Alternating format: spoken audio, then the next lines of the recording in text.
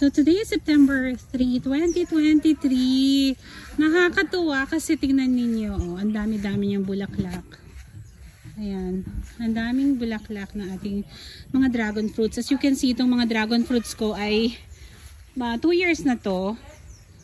Pero kung mapapansin nyo, hindi talaga ano yung mga, ano yun, sa isang poste, hindi malago yung kanyang mga stem kasi kakaprune ko yan, kakatanggal ko ng mga katulad yan, kakatanggal ko ng mga fungus. Ayan, katulad nito. Ayan, yung madilaw na yan. Yan, hanggang doon. Ipapachop na naman natin yan, patatanggal na naman natin yan. Yun ang mahirap sa dragon fruit farming kasi kapag tag-ulan talaga, ayan, naninilaw siya. Ayan. Pero nakakatuwa kasi may mga ibang poste na yan. Ang ganda niya sa isang parang siyang Christmas tree, no? Ayan, sa isang poste makakakuha ka ng mga, ayan, ito actually ano to eh, yellow to, yellow dragon fruit ito. Ang ganda, no? Siguro pang 4th day ito, after 4th day after hand pollination. Ito yellow dragon fruit din ito eh. Ganda. Mapapansin nyo ang yellow dragon fruit. Ano siya? Color green. Sobrang green ang kanyang bunga.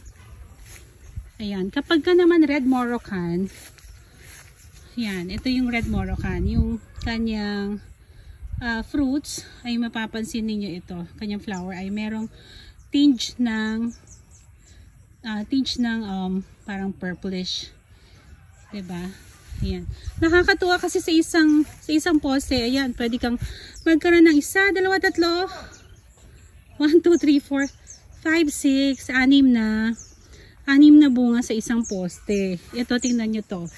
1, 2, 3, 4, 5, 6, 7, 8, 8 bunga sa isang poste. Actually, kukunti pa yan sa mga talagang mga seryoso sa dragon fruit farming. Talagang sa isang poste pwede silang maka-harvest ng parang 10 kilos. Ayan, so yan, meron tayong harvestin today. Pero actually ito, pagka ganitong color, medyo maasim-asim pa yan. Pero harvestin ko na din yung later. Ayan, nakakatuwa nila, ang daming flowers. So syempre, ayan, mga na-hand pollinate ito 4 days ago siguro. Ayan. So dito sa farm, we do hand pollination. First time namin mag hand pollinate ng mga red Moroccan. Ayan, oh, nakakatuwa kasi ang dami niyang bulaklak. Actually ito yung marami kong wow, ang ganda. So ibig sabihin nung pinolinate nila to, napakaganda. Ayan. Nakakatuwa, ang dami niyang flowers. O yun, hindi kasi ako nakakapunta dito. Ang ating dragon fruit kasi flowers ay nagbo-bloom lang ito from 7 PM to approximately 6 AM in the morning. So nakakapunta lang ako dito sa farm every weekends. So today is Sunday, so kaya ako nandito ngayon. Yan, meron tayong mga harvest na 2. So mapapansin nyo dito sa puno na to, oh, 1, 2, 3, 4, 5, 1, 2, 3, 4, 5, 6, 7, 8, 9, 10. O yan, itong isang poste na to, meron siyang 10 bunga. Diba, nakakatuwa. So dito, yan, meron lang siyang 4. Yan, siguro mga 1 week pa to pwede nang i-harvest. Pero pagka ganyan, usually kaya hindi masarap yung mga dragon fruits commercially na nakakain natin. Kasi ganito pa lang siya o kaya green pa lang siya, hina-harvest na. So ako dito sa farm, syempre hindi natin i-harvest kung hindi pa talaga siya ready i-harvest. Nakakatuwa, 'di ba? Kasi ang dami-dami niyang flowers. Ayan. Nakakatuwa talaga. So, ito, 1, 2, 3, 4, 5, 6, 7. 7 yung kanyang bunga. Ito, 1, 2, 3, 4. Apat lang. Nakakatuwa. So, pag nagplant ka ng dragon fruit, ito kasi pahili type ito. Ang dragon fruit kasi dapat hindi siya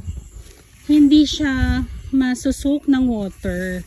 So, kaya dito ka siya pinatanim sa hilly area. Ayan, nakakatuwa. Hopefully, so bilang tayo ng mga 3 weeks, yan, mag-ano na yan, pwede nang mag-harvest ulit.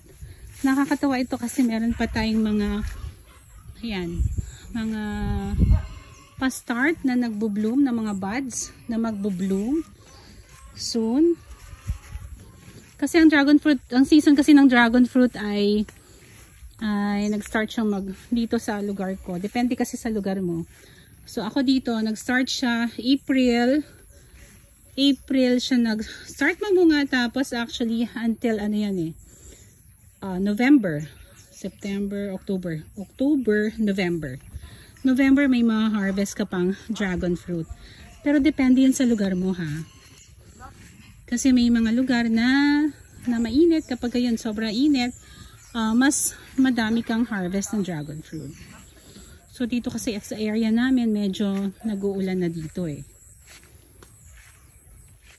So today, ito mag-harvest tayo ngayon ng dragon fruits. Ito. Actually ito hindi pa ito masyado matamis. Hindi pa siya masyado ang tawag dyan. Hindi pa siya masyadong hinog, pero i-harvest na natin. So, konti lang naman ang hinog ngayon kasi ito, nakakatuwa. Ang dami niyang mga buds. Actually, hindi buds yan. Marami na siyang bunga ngayon. Ang daming flowers, diba?